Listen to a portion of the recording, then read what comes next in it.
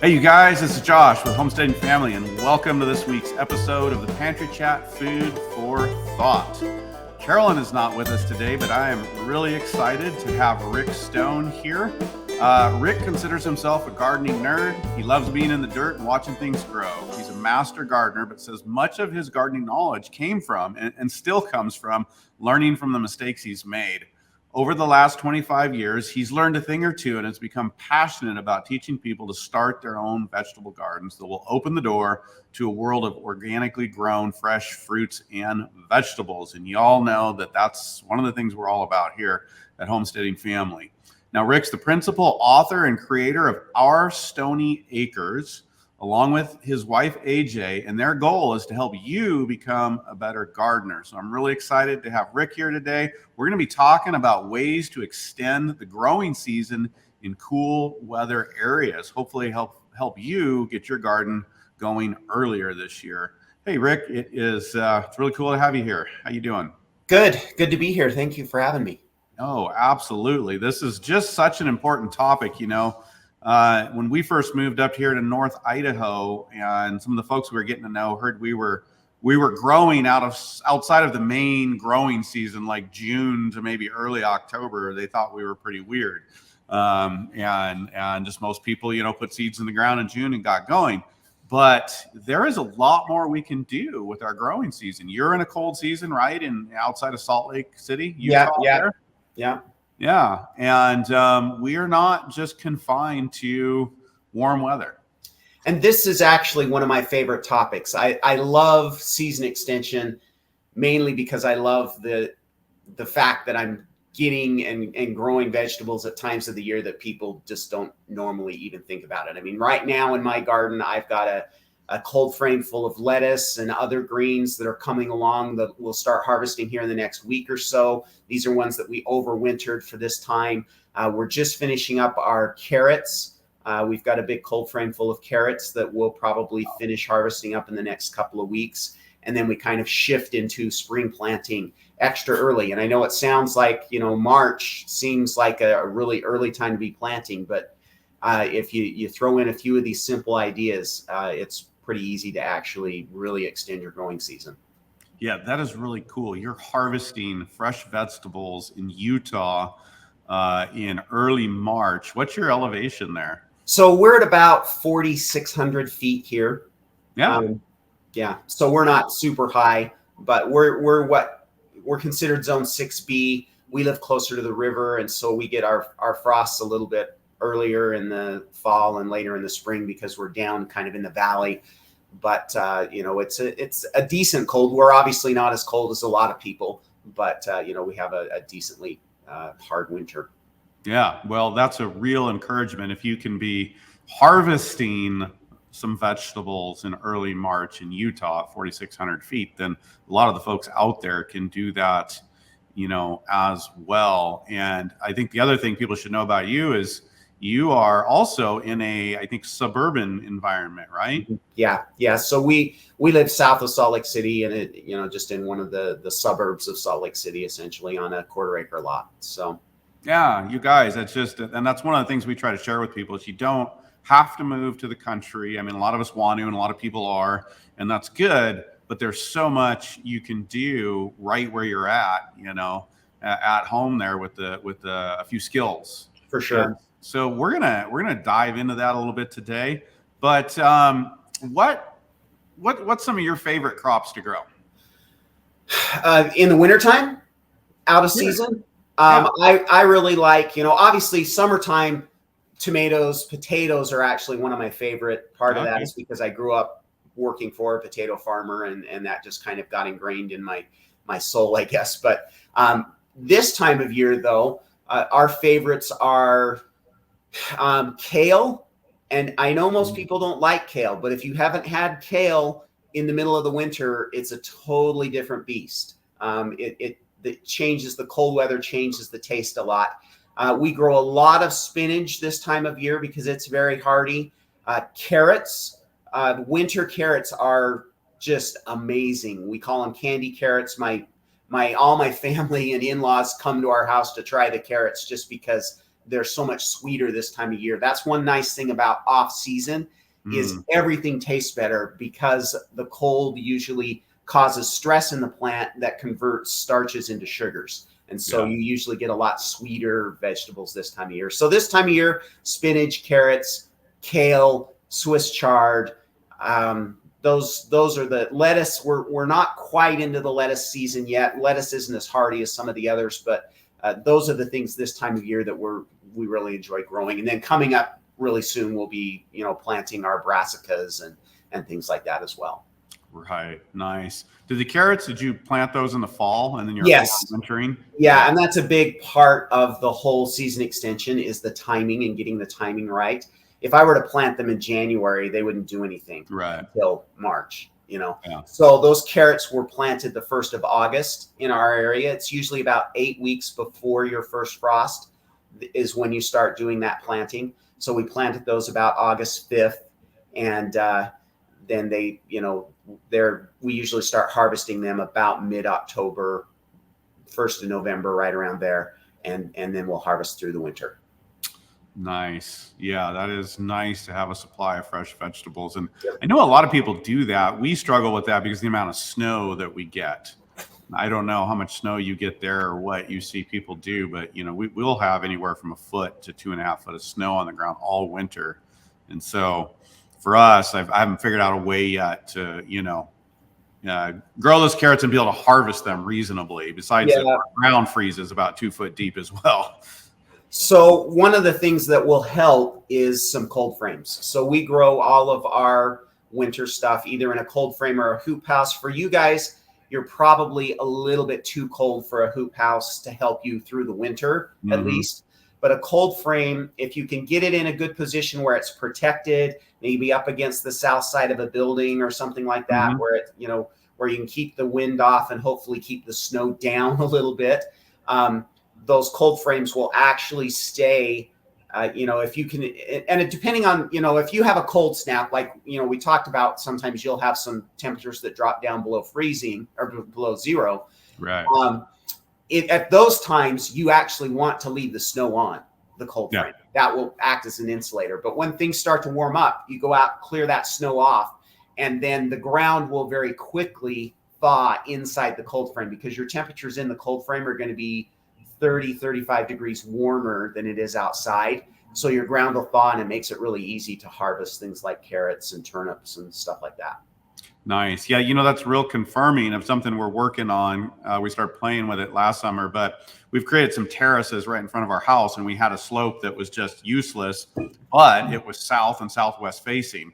And, at the first years on the property, we watched the snow melt first on this slope. It just had the right angle toward the sun and the right orientation as far as west, southwest. And so we actually terraced those spaces, and we've been using them for kitchen garden, things closer to the house. But that's kind of the next iteration, is thinking about cold frames on there to accomplish that. So that's cool to hear you say that, because that's cool. And I would definitely, for your elevation, I would say you want to go with cold frames, not hoop houses. Hoop houses are great. They offer a lot of protection and they can really help to extend your season.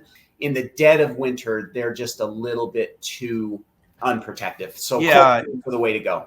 They wouldn't hold up to the snow. And our terraces, we've got about 5 foot of width. So that's where cold frames done right, kind of tucked into the slope part, not the flat part, leaves us a walkway. So I'm trying to figure out now, like, how am I going to engineer these? Because we could actually have a lot of them. They're not super big, but we could do a lot of them on the terraces. So that's kind of the project right now, is just in my mind. And what are we going to build them out of? How are we going to engineer them? But that's good to know, because that's definitely where we're headed to try to extend season a bit.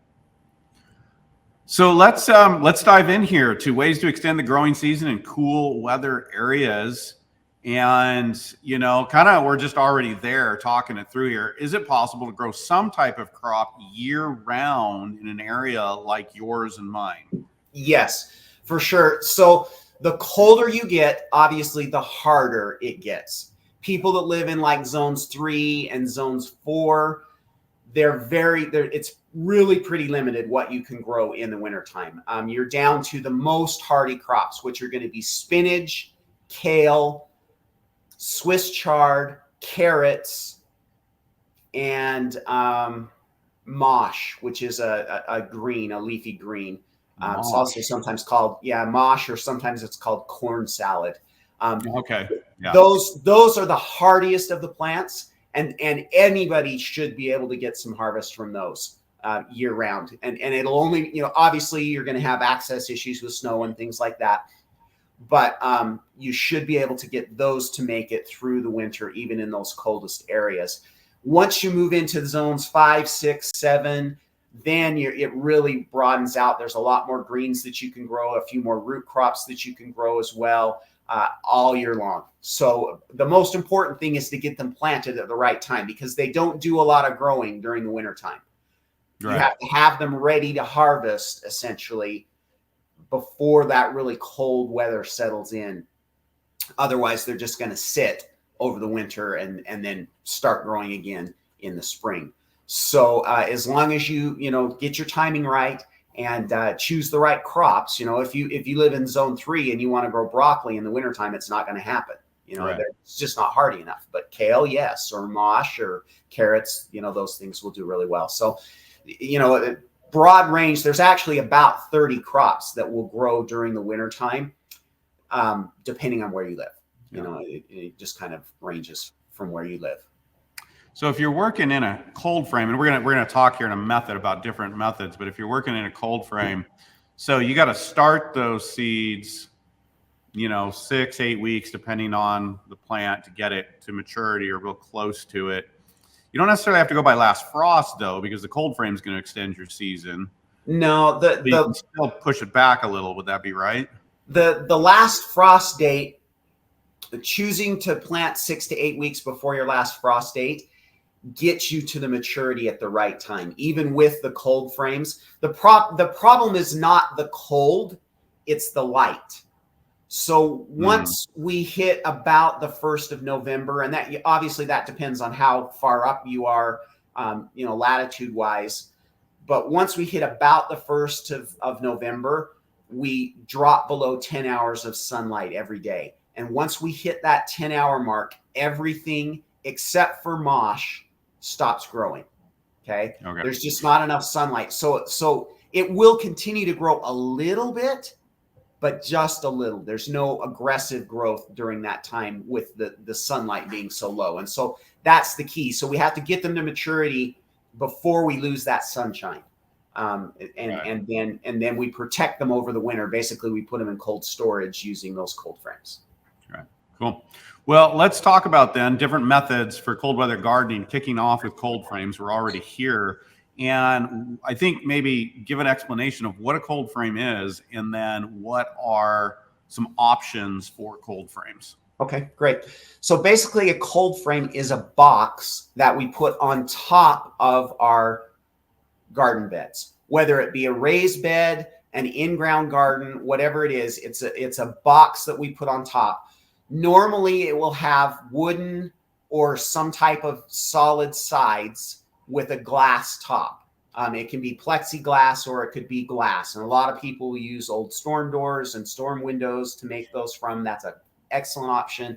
The ones I have, when I built them, I didn't have any windows available. And so I just bought some plexiglass at one of the, big box stores and made the lids out of that plexiglass. But the idea is box that will keep the weather out and insulate, and then windows that will allow light and warmth in on a sunny day to help those plants to maintain themselves through the winter. So, right. And the cold frames can be built out of all kinds of different materials. You can actually buy them online. Those usually will be out of polycarbonate, and they'll have polycarbonate sides as well. I haven't ever used one of those, and I'm not convinced that they're quite as good as a wooden sided one, because I don't think that the polycarbonate is going to offer you quite as much insulating value and protection. So I like mine. Mine are all made out of 2x wood. So 2x8 in the front, 2x12 in the back. Okay. And so they've got a little bit of slope to them. And that thicker wood gives a nice insulating value to it. And then depending, again, on what your winters are like, you can add some insulation to that if you wanted. You could put some of that foam insulation in.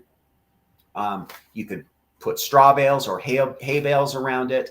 I've also seen people that have just made cold frames out of straw bales. Mm-hmm. So, put 4 straw bales together, some type of window on top, and that's a good use for, old storm doors and windows. And you just put those on top, and that will work really well too. But the whole idea is to keep the weather out and the sunlight in. Yeah. Okay.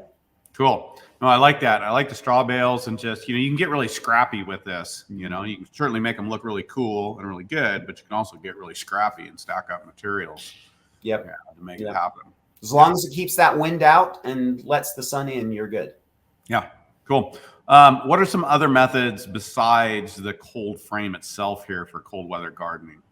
So one of the easiest things that you can do to extend your growing season, and this obviously isn't going to, unless you live, people that live in like a zone 7 or a zone 8 can get away with a lot of just the heavy fabric row covers. So those are sometimes they'll be called agribon.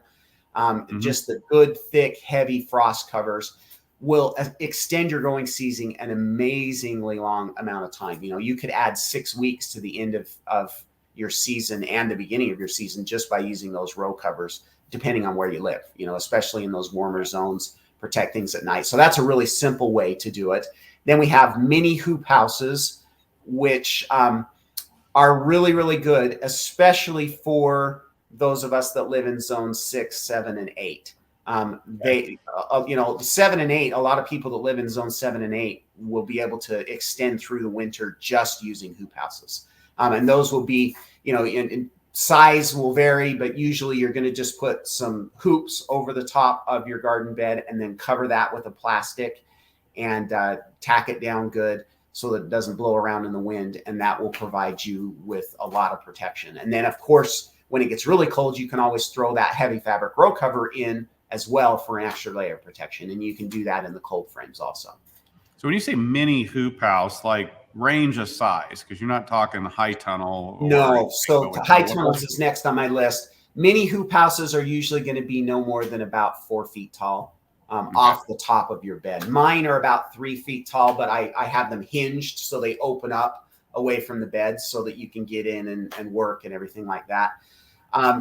The nice thing about the hoop houses is you can grow some of the taller crops longer. So things like kale and Swiss chard and things like that get a little bit taller. And then in the spring or in the fall, it's a great option for you to extend your brassica season as well. So you can grow your cabbages and your broccolis and your Brussels sprouts inside those hoop houses also. Nice.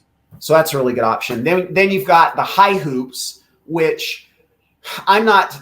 So don't take this the wrong way. Because I live on a city lot, I'm an advocate for small and simple and inexpensive.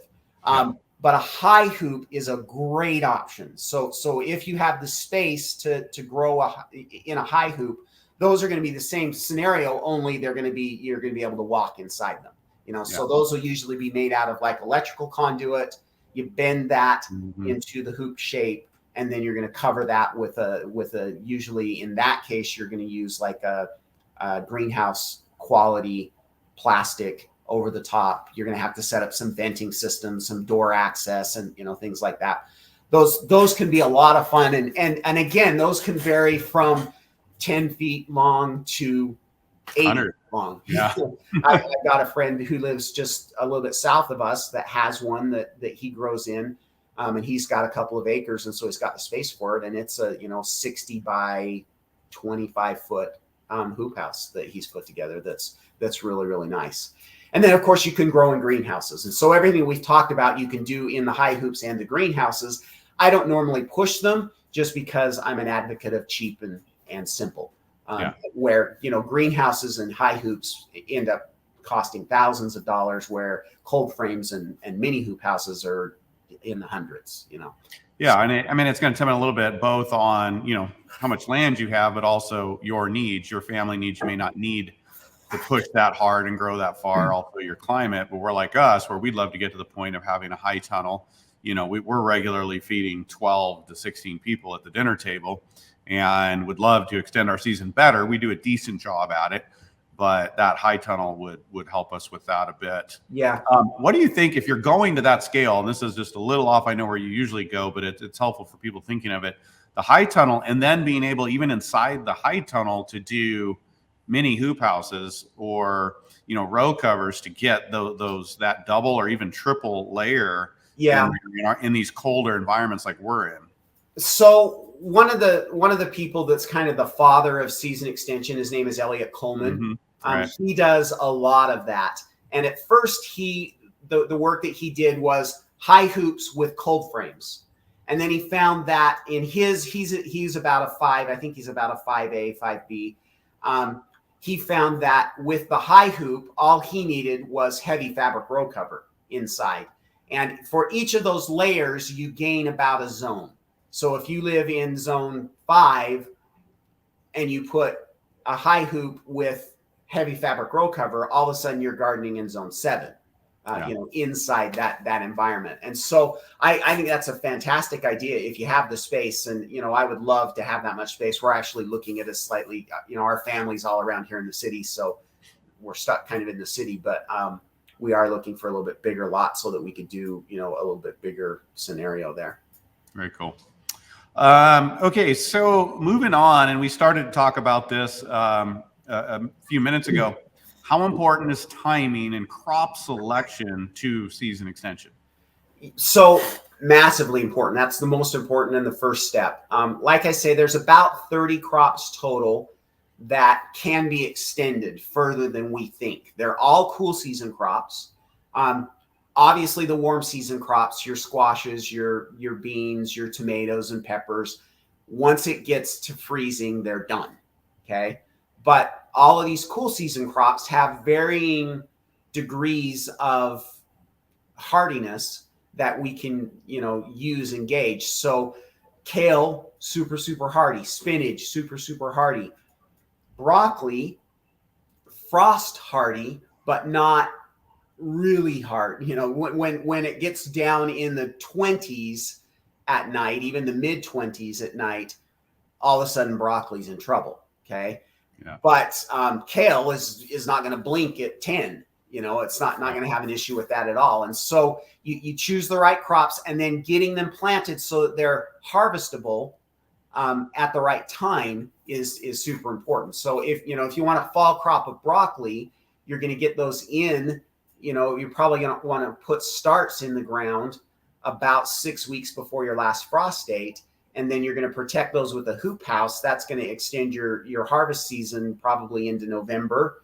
And then, once those are done, you're going to move on to your spinach and your carrots and your kale and your lettuce and all of those different crops. But most of what we're talking about, in fact, all of what we're talking about is cool season crops. So it's brassica family, leafy greens, and the root crops. So carrots, turnips, beets, radishes, parsnips.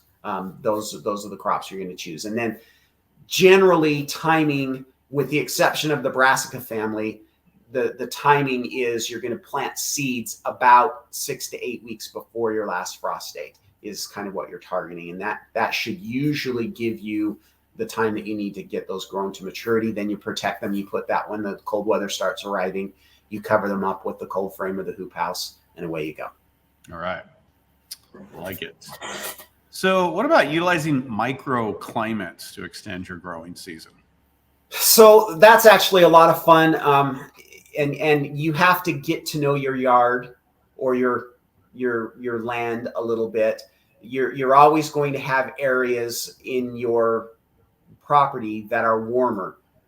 For us, it's up against the house or right up against the wall or at our last place, we had a big fence. And so, obviously all of these we're talking about south side of those things.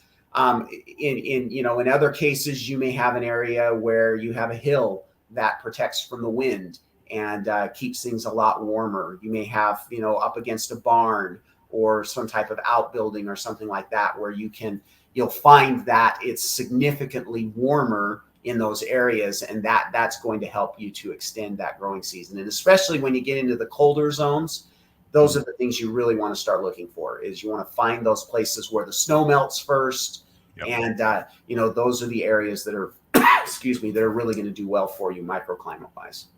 Yeah, and that's a huge one. And knowing your property, if you're new to a piece of property, you got to give it a little bit of time, but observe, in the spring. I mean, all through the year, but in this case, observe in the spring and where things are warming up and thawing. And even go out and walk around in a, if you don't have snow on the ground, walk around on a cold day when the sun comes out in the spring, and you can go find your areas like you're talking about, Rick. Yep. That I mean, man, just even 5 degree gain can be huge. Oh yeah, that's a get a lot big more difference. Yeah, that can be a big difference, and especially when you throw a cold frame on top of that, it's a huge deal.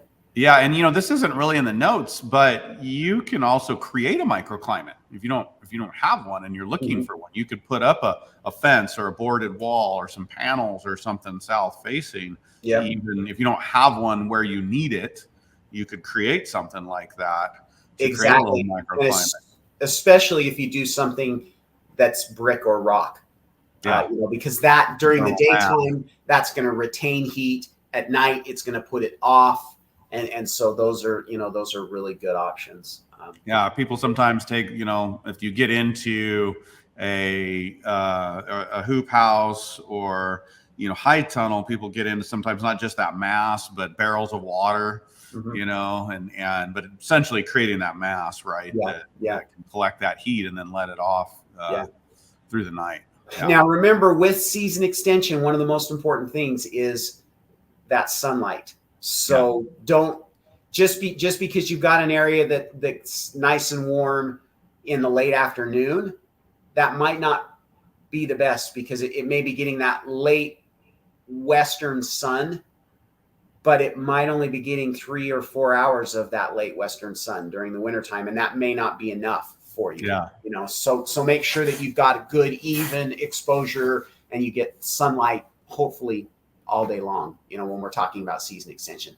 During the summer, you can cheat a little bit more, but during the winter, we have, some places have 9 or less hours of sunlight. We got to have all of that sun hitting that cold frame. So that was the question that came up, is like, can you put an hour, like generally regular season, most crops need 6 to 8 hours, a lot of them direct sunlight, but this time of year, you're looking more for 9, 10 direct sunlight. As much as you can, as much as you can, because the sunlight is so much less intense.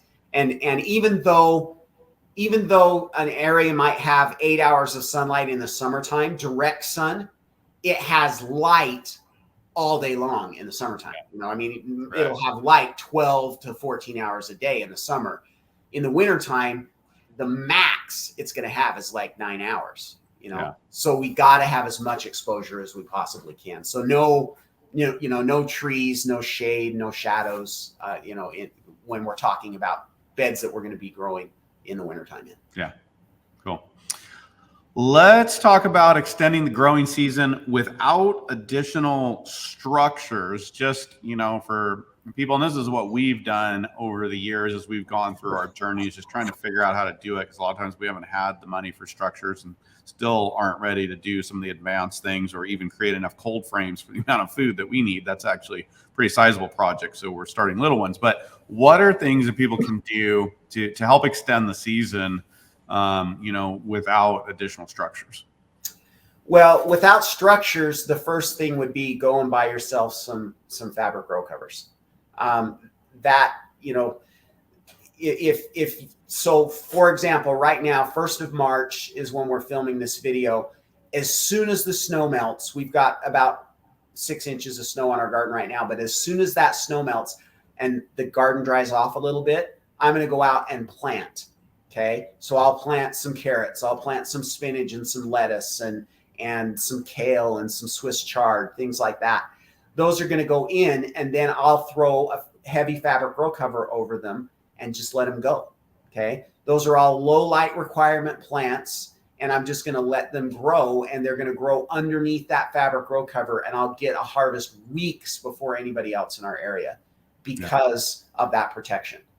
So those will really extend, and they'll do the exact same thing on the other end of the season. So if you get the timing right and you get that planted, then cover, with those fabric row covers, you're going to be looking at, an extra 6 weeks of harvest just without structures, without anything else. So you can add 3 months to your growing season, 6 weeks on either end with some simple fabric row covers. Yeah, that's super simple and attainable right there. Yep. Very cool. Yep. Some other strategies. What about mulch? So mulches will help. They'll help retain. The problem is that mulches can sometimes do the opposite for you. Mm-hmm. So if the ground's warm, when you put the mulch on, it'll retain the heat. But once that heat is gone, then the mulch is going to prevent the sunshine from warming the soil up as quickly. So you have to be careful with mulches. There's a lot of different, a lot of different clotches out there that you can use. You could go just as simple as a milk carton, cut the bottom off a milk carton and cover up areas. I have done some gardening under clear totes. So you get those big totes and turn that upside down, and they obviously have to be clear. And you just put that down in your garden and you can grow under those. There's a product called Wall of Waters, and there's a whole bunch of knockoff. The original was called Wall of Waters, and they're a little bit hard to get, but there's a whole bunch of knockoff varieties that are essentially they're a water-filled clotch, and they have these little cells in them, and you fill those cells up with water. And those are great for extending both your growing season for greens and cool season crops, but you can also use those to protect even things like tomatoes and get an extra early harvest of your tomatoes. I plant tomatoes in those about 4 to 6 weeks early every year before my first frost inside those clotches. And then I'll have tomatoes, in early July. And I don't do that for all of my tomatoes, but I'll usually put about 4 plants in under those clotches. So that's another great way to extend your season without having to have big structures is, nice. Any type of clotch or cover. Yeah. Very cool.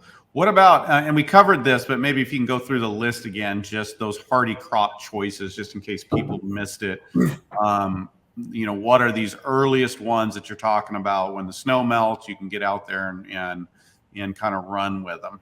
Okay.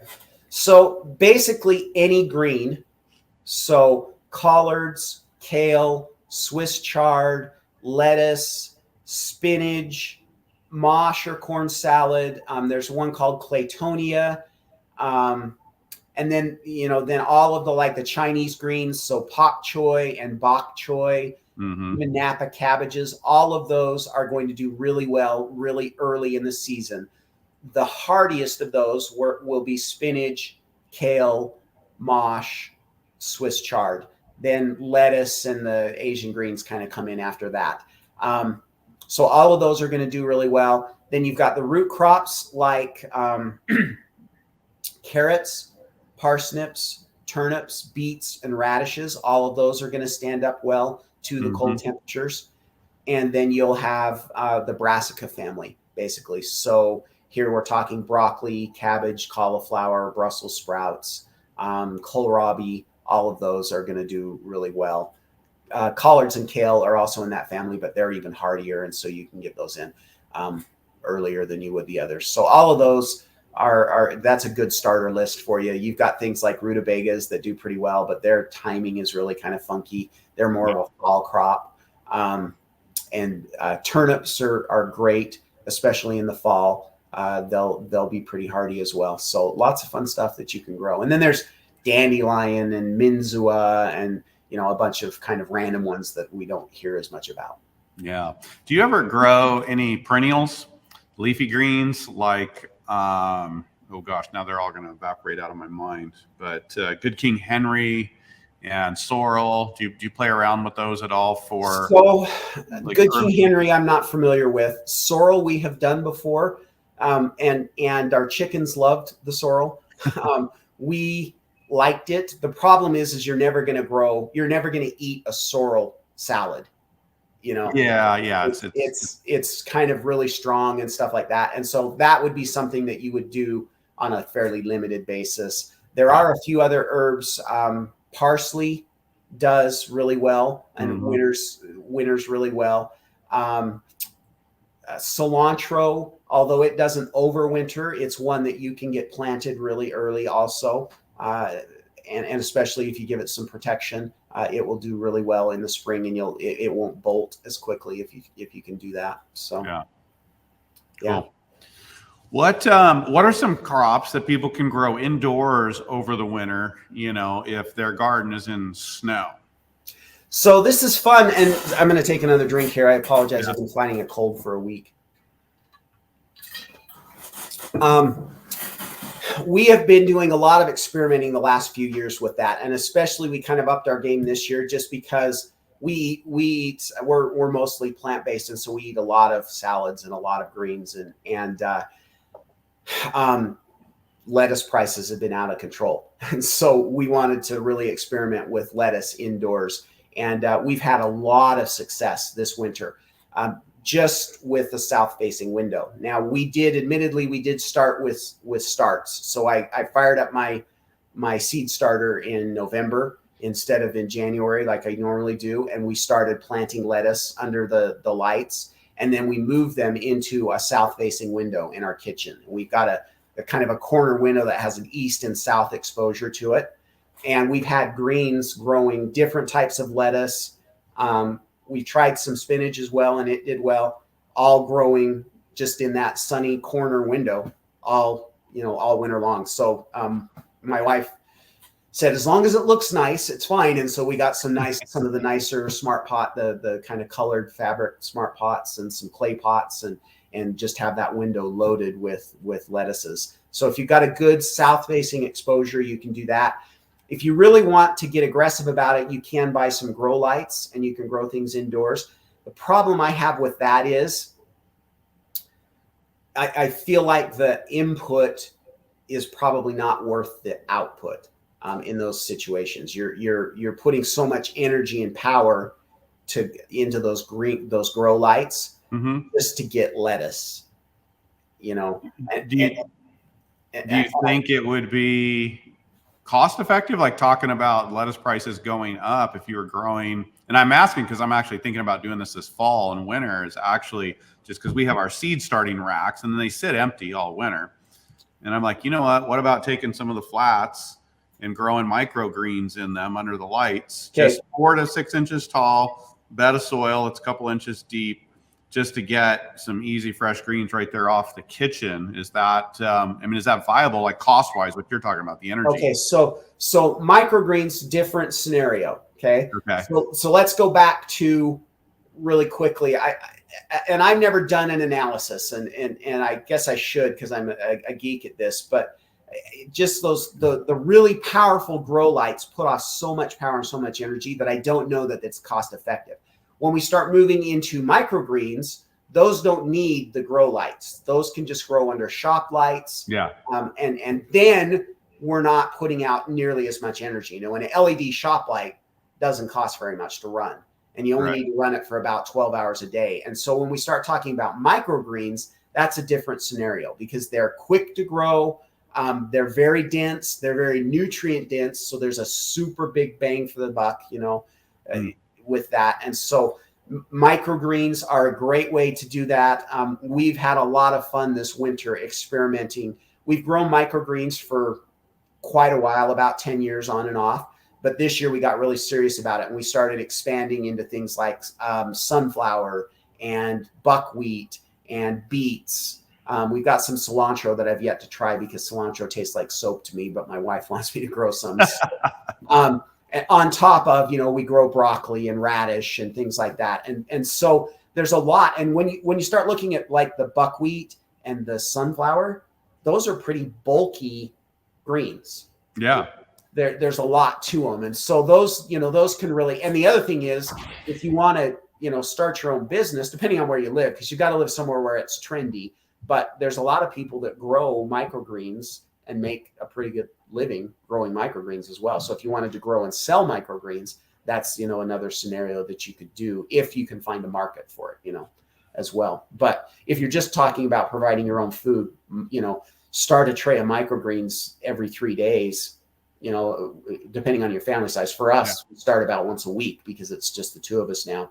Yeah. And, But, if you're, a big family like you could start, about every 3 days, start a tray of microgreens, and you'll just constantly have, Yep. stuff to harvest. And then the other thing that you can do indoors is sprouts. Yeah. So, and there's a lot of benefit to sprouts. The nice thing about sprouts is the only input is a little water and the seeds.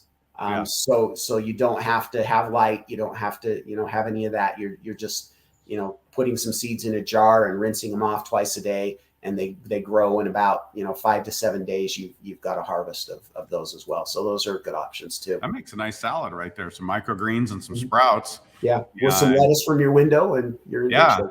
Yeah, the window, or like you said, the shop lights. And so, that's definitely, we're going to convert our seed starting racks that sit dormant all winter to some strategy this next year. Right now, they're filling up. And that was one more I wanted to ask you. For some of these strategies, what about starting early enough indoors in the flats under lights to then transplant some of these crops out at that early snow melt? And extend that season even more, so that instead of seeding, like you're talking about how you can seed some of these things as soon as the snow melts. And, some of them are going to transplant better than others. And I realize that, address that if you want, but some of those you go ahead and start them indoors 4 weeks, even further ahead. Yes, exactly. So right now I have, about the 15th of January, we started kale and a Chinese green called tatsoi. We also started a bunch of lettuce. Some of that lettuce is going into the window. Others of it is going to be going out into the cold frame soon. So those are all of those plants are about 6 weeks old now. And so they will be, I'm waiting for this weather to break, because we're still, as soon as we start seeing 50s again on occasion, and, it's starting to jump up, then I'm going to start hardening those off, and those will go out in either a cold frame or a hoop house really soon. And so you can definitely do that, especially with the greens, all of your kale, your Swiss chard, your spinach, your lettuces, all of those, you can get started those indoors, as long as you're careful to harden them. You've got to get them, because they're growing indoors and loving the fact that it's nice and warm, and all of a sudden you take them outside and it's 20 degrees at night. That's going to be a problem for them. So you do have to spend some extra time making sure that you get them acclimated to that colder weather before you transplant them out. Yeah, that'd be a little shock factor there. Yeah, for sure. So, okay, let's see here. Tips for transforming a garden from summer to fall. So a lot of the stuff we've been talking about, you can do right now. People right here in March can get started and go for it. Super simple. But kind of thinking forward to exiting kind of main crop season, what are some tips for transitioning there, and, challenges people face to help them start thinking about, extending the season on the other end? So one of the biggest challenges in the fall is space. Yeah. Because my prime planting date for most of my fall crops is August 1st. Well, my garden is full of stuff, in August, and our first frost isn't until about October 1st. And so, I've got my tomatoes and my peppers and, all of that kind of stuff still growing. I do intentionally, I plant some potatoes extra early so that I'm able to have those harvested about the 1st of August, so that I've got some place to get some spinach and some carrots and things like that planted. But the biggest challenge there is space, and that's where your seed starter comes in. So my seed starter, I usually turn the lights on about January 15th, and I end up turning them off about October 15th. Okay. And that's not including microgreens. So you're going to use, so if I say, 8 weeks before your first frost, you want to plant lettuce, but you don't have anywhere to plant lettuce in August. And besides that, it's hot in August. Use your seed starter. Same date, August 1st, you're going to plant, and then you'll transplant those out in mid-September, maybe even as late as the 1st of October. You'll transplant those out into the garden under the protection of your cold frames and hoop houses. Then by the the 1st of October, you've ended, your summer garden's kind of ended. Your cucumbers are gone, your tomatoes are gone. You've got space again. Yeah. And so using that seed starting setup is a great way to take advantage of that fall time frame, because you can get things started indoors. They're probably going to like it better anyways, because it's not going to be 100 degrees. Right. And then you'll get those transplanted out as it starts to cool off and progress into the fall. I'm trying to name now, because we have this spot it's in a hallway now for us. It wasn't a kitchen for a while, where we've got these 2 racks, and I don't know, they've got 8 now, 10 shelves on them, and it's pretty much going to become a year-round garden itself. Yeah. Thinking just doing some of the things you're talking about here, and it's almost like its own other garden now. And sometimes it's feeding a garden, or sometimes it's just feeding you directly. But yeah, exactly. My seed starting setup this year, because I was doing this experiment in the windows, I turned my lights back on December 1st. So they were off for about a month is all. Turned my lights back on December 1st and started growing. So that indoor setup can really be an important part of the whole season extension. Well, and I really like that, because you're taking a space that you've probably got dedicated anyways now, and you're using it to provide more food for yourself. And so a lot of people, whether it's cost of food or just want a nutrient dense food, you've now got another area that you can put to work indoors. We don't tend to think of it that way. So there's a little bit of a paradigm shift, but how useful that space becomes, more than just starting seeds once a year. Yeah. Essentially. Yeah. And especially if you look at a lot of the microgreens and the sprouts, they're so nutrient dense. You get so much bang for the buck, where you don't have the normal fresh vegetables. Obviously, we're all canners and things like that. So we've got our canned vegetables and our stored potatoes and things like that, but Right. You're missing some of those nutrients. And if you utilize that seed starter setup for microgreens and sprouts, you're adding back those nutrients into your diet. Yeah, especially in winter climates like ours. I don't know how it is there in Salt Lake City, but we don't get a lot of sun. Yeah. And I really feel that right about late February, early March. And you're just like, oh man. And so that can add a little bit. Let's see here. How about, just as we start to wrap up, any other, are we missing anything? Any other must share tips here that can help people out for growing these shoulder months and into winter? I think we covered everything pretty well. The thing that you've got to get out of your head, and it frustrates me. I literally just yesterday, we sent out an email saying, here's what you can be planting in March. And I always get responses back with people posting, they send me a picture of their garden. Ha, ha, ha. I'm not going to be doing any planting in March. Well, my garden looks like that too. And guess what? I'm going to be planting, Yeah. So you have to get over the mindset that, that it's impossible in your area, Yeah. Now, if you live in zone 3, it's going to be really hard. But if you live in zone, most of us live in zones 4, 5, 6, 7. There is so much that you can do in season extension. And even if you don't want to go through the winter time, using, a hoop house and those fabric row covers to stretch out that season, to add that extra 3 months. I mean, literally 6 weeks in the spring and 6 weeks in the fall. That's 3 months. That's some people's summer garden, that you can add to your growing season. So don't think just because I live somewhere cold, I can't do this, because you can. I have students all over the country and up into Canada that are very successfully growing, gardens right now, in very cold environments. And so you have to get out of that mindset of, we can only grow a winter garden, we can only grow a summer garden in our area. You got to get out of that mindset and start experimenting, and if nothing else, what are you going to lose? If you buy a fabric row cover, you're going to use that for a whole bunch of things anyway. So you buy a fabric row cover and you get those seeds planted and it doesn't work, you're out 50 cents, and because you're going to use the fabric row cover in other places. So start experimenting and start, getting after it and figuring it out, because there is so much you can do. I don't care where you live. You'll be able to extend that growing season a lot. Nice words of encouragement. So Rick is just a wealth of knowledge. And so Rick, I want to take a few minutes here as we're wrapping up and just let people know, what are the resources you have to offer people? Where can they find you? What do you have going on for people that want to dive in deeper here? Okay. So our main website, which is kind of what we started with, it's ourstoneyacres.com. So AURSTONEY acres.com. That's our main site. We've got hundreds and hundreds of different vegetable gardening articles on there, a lot about season extension there as well. I'm on Facebook at Our Stony Acres, Instagram as well. And then we do have a YouTube channel, and that is Our Stony Acres. You can just search that and it'll come up, and we've got hundreds and hundreds of videos for you there as well. And then we also have our education website, which is called the Online Gardening School, and it's at onlinegardeningschool.com.